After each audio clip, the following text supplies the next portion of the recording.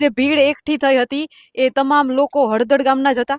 હવે ઈ ખબર નથી. અમે તો કારખાને જ આવી છે, અમે કારખાને હતા, કારખાને થી જે ઘરે જ આવ્યા હતા. અમે તો અમને કઈ વાતની ખબર નથી, જાણી નથી અમને કે આવું હતું ગામમાં. એમ અમે ગામમાં રહેવી તોય નથી ખબર કે આ રેલી થવાની હતી, શું થવાનું હતું. અમે તો કારખાને ગયા પછી ખબર પડી કે આ રીતનું છે. એમ બધાએ કીધું કે તમારા ગામમાં કે લાઈવ આવે છે બધું જોવો, કે એના લીધેથી અમે અમને ખબર પડી, ને અમને કઈ ખબર હતી નહીં.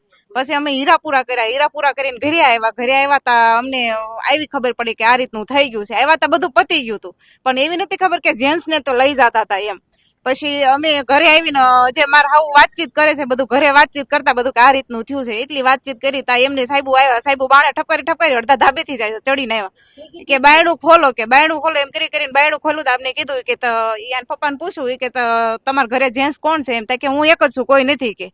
કે હું જે કારખાને આવ્યો છું, કે ટિફિન હાથમાં છે. એમ કરીને એમને કે તો હાલો કે બહાર કે સહી કરવાનું બાને એમને લઈ ગયા છે. હજુ સુધી ઘરે નથી આવ્યા. અને અમારે એટલી વિનંતી છે કે સહી સલામત ઘરે આવે, બીજો અમારે કાંઈ ન જોતું. ને હજી મેં કાલનું ખાધું નથી, કાલ બપોરે ખાધું ઈદ માં, કાલ બપોરનું હજી અમે અન્નનો દાણો મોઢામાં નથી નાખ્યો. તમે કીધું કે ઘરમાં ધાબા ઉપર ચડી ઘરના દરવાજા ખોલીને તંત્ર, તો મહિલા કોઈ પોલીસ હતા કે ખાલી? કોઈ મહિલા પોલીસ કોઈ નહીં. જેન્ટ્સ આપણે જેન્ટ્સ કહેવાય ઈ જ પોલીસ હતા, મહિલા પોલીસ કોઈ હતી નહીં.